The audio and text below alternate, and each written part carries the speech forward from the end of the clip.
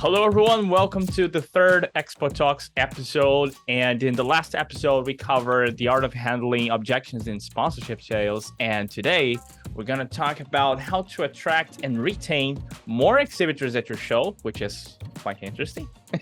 And today with me, co-hosting this show, we have Irina, our PR manager on Expo FP. So welcome, Irina.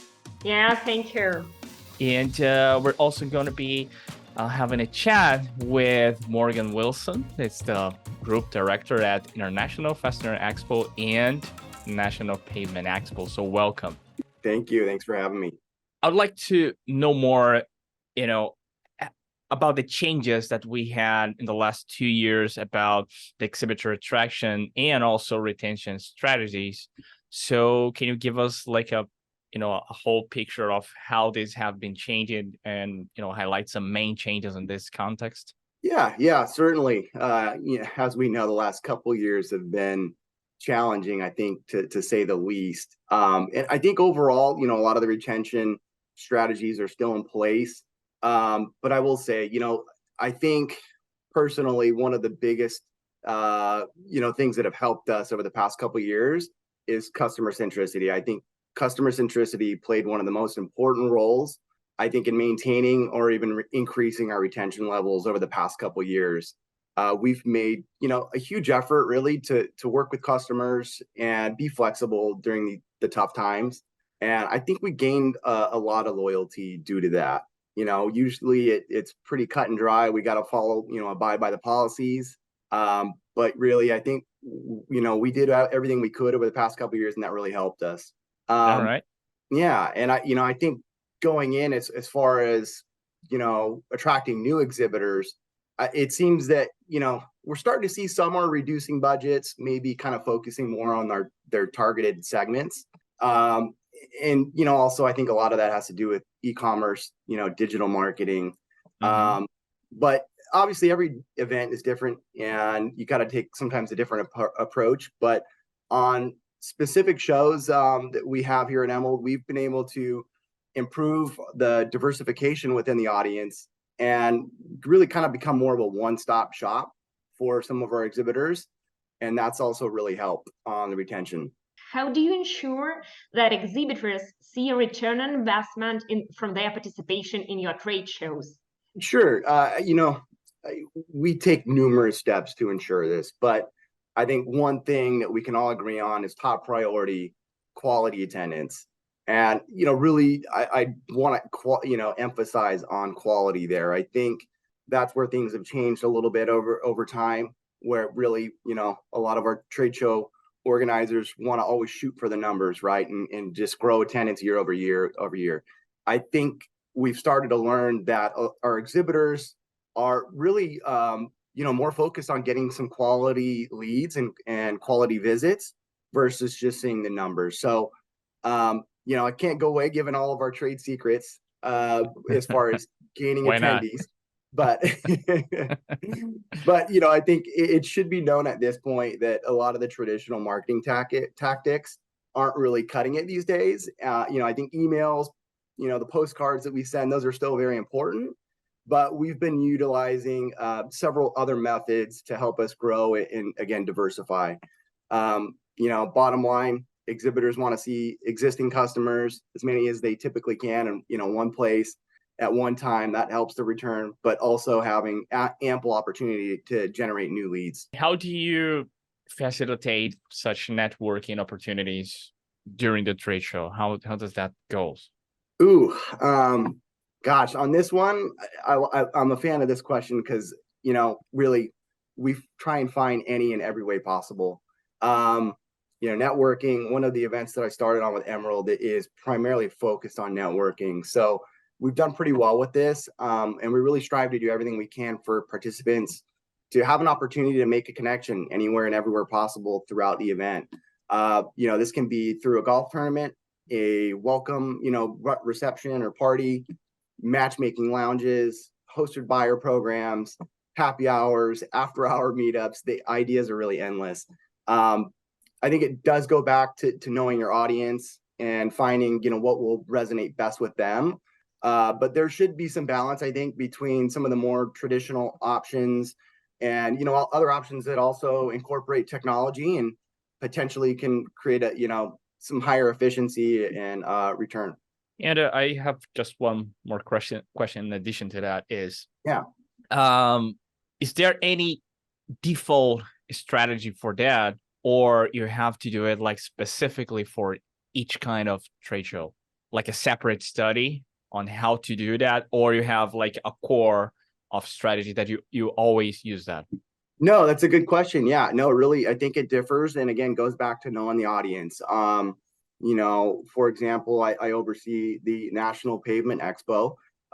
It's a great industry, but they're really, I will say, slowly adopting to the technology. Mm-hmm. So, some of the applications, standalone applications that we use at other events that, really require a lot of, getting on your computer and mobile app and uploading your products and connecting with people. They're not as interested and not grasping to that as much. So we work on more of, again, the traditional events. They want to be out there face to face in person. And so that kind of works best for that event. So yeah, it takes a tailored approach for every event. Can you give us an example of one of the most successful networking events that took place at one of the trade shows you organizing? Like, what was this? And what was the key to this success from your point of view? Ooh, so as far as the networking, like kind of a strictly networking events and concern, I will say, I think last year, we had a welcome reception that we typically hold annually every year. I don't know if it was really as much of what we did and promotion wise, as much of coming out of COVID officially. It was like our first kind of real show coming out of the pandemic, and we exceeded record numbers, and attendance was still, a bit behind. We weren't full pre-COVID quite yet, and we exceeded pre-COVID numbers by far. So I think, again, it was kind of a combination of things. I think we did well promoting the event and getting people there, but also I think coming out of COVID, it was, people were excited to get it back out there, and it showed really how important these face-to-face events are. So that was a great one. It was just, really simple. We had a big party out in Las Vegas by the pool, had a great DJ, appetizers, drinks, some fun activations, cigar stations. Those little things I think go a long way as well. We had some exhibitor sponsors, some swag giveaways at the front entrance, and it was really fun. Yeah, sounds like fun. Sounds cool. Yeah, a lot like fun. I mean, the activations are the thing that I like the most when I go to trade shows. So yeah, organizers, invest on that, please. What are the most common challenges exhibitors face, and how does your company address those challenges to retain them for future events? Yeah, so I think lately it's, as we know, digital marketing is ever evolving. So I think over the years, we've made a huge effort to really increase opportunities for our customers outside of just the trade show floor. So this has been accomplished in several different ways. Everything from simple initiatives like blog posts. We've seen huge growth through social media campaigns, white papers, and really just general online promotion. The key for us has really been 365 engagement with the customer and supporting the customer, again, throughout the year, not just during those main events. So I think that's been one of our core strategies in overcoming some of those challenges for them. And do you have kind of strategies like before the event, during the event, and after the event, and how do they change from time to time, or from one trade show to another trade show? Yeah. So yeah, we do have different opportunities for every event. I think for the Fastener Expo, for example, that we oversee, we've implemented a matchmaking app, and we launched that a few months prior to even the show, and we really hone in on our participants getting in there and getting signed in and starting making connections beforehand. You're starting to engage with the audience and potentially making leads before you even get to the show. So there's certain things like that. But again, like the blog posts, the white papers, things like that, we do completely throughout the year. There's really no limited timeline there. And again, doing like just a simple targeted email campaigns throughout the year, where we can, target your customers, and also go that route. So yeah, there's different, many different methods that we use. And you mentioned a mobile app, and from your experience, do you want to have some additional feature, or you have heard from your attendees they want to have some additional feature that really will be important and useful? Can you think of something like this, or probably everything was just like perfect? No need to be, nothing is new. I mean, no improvements needed. Yeah, I think there's always room for improvement, right? I don't think any show or event is perfect. I think just in general, being general, I would say ease of use for the customers, for the attendees, making it easy for them to get in to whatever app you're using, and just, yeah, again, making it as least complicated as possible. So if you can implement a single sign-on, or something to really, again, just get them in without having to email someone to get their password, I think that will help everyone, and it goes a long way. So I think a lot of trade show organizers, not everyone has their own apps that they've built. We use a lot of vendors that help us, third party, and you integrate them as best as possible. Sometimes it gets a little complicated, so I think we're still learning there a little bit. But all in all, if you can make it simple, it's going to help a lot.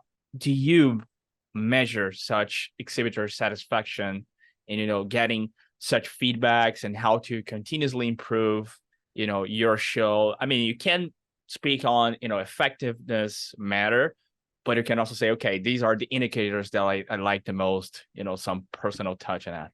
Sure. I'm sure, like many of the events, we have scoring systems and metrics that are measured, throughout the year, each year, through different surveys.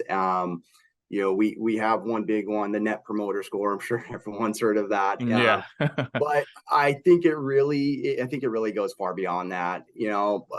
Surveys are tough for me. I think they obviously play a huge role. They're very important, but I think it really comes down to getting involved, getting to know your audience, and just being involved with the industry, any industry related events, whether they're associations or just anywhere you can get out and hear from your customers.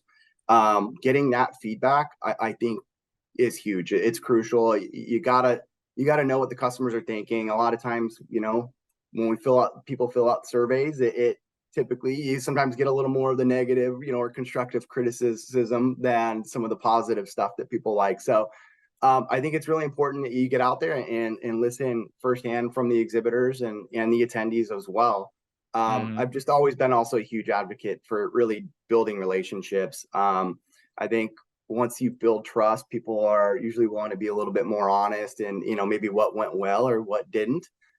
So I don't think it's ever really one thing that kind of ensures that you're going to get that exhibitor satisfaction, rather than, again, the whole package. So combination, and it's important, I think, that we find our customers' top priorities and then kind of strategize accordingly per event.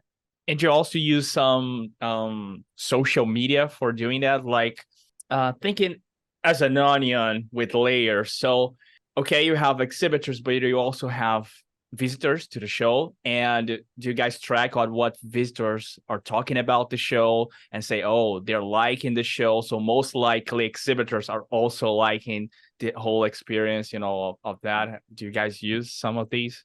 Yeah, 100%. Yeah, we've got a great social media team. The events that I do oversee are in the industrial segment, so we've kind of just caught wind on the social media train over the past couple years, I'd say. But it's just really taken off, and yeah, for each event is different. Some of them love Facebook, some of them love Twitter, and yeah, we track all of it. We like to hear the comments and the feedback, so we'll join even Facebook groups and listen in to some of these groups and hear what people are saying. And Yeah, of course. And then, throughout the event, we like to see what numbers are going higher than other posts. What's really getting the audience engaged with us. Can you remember some questions you implemented to your post-show survey recently that gave you a lot of insights and probably a lot of ideas on improvements or something like this? We do always love, again, to hear from the customers, whether that, some of them, believe it or not, we're always listening. We always are open ears. So we always want to know, that I think location, for one, is one of the most important factors, that we're still in the right place. I have one event that we've had in the same location for many, many years. And the other one, we've kind of started rotating a little bit. And so I think that's a big one. It's just making sure you're in the right atmosphere to conduct business, and that it's still being productive and also fun. I think that's one of the big ones. Do you guys also use some dichotomous analysis, like just like dislike thing, or you don't even mind about it, like just that simple like this and dislike? Because surveys and questions, sometimes can bother people. They don't want to reply to that. They read all of those questions and say, oh my god, let's just not reply to that. So do you use some other faster and simpler analysis for that?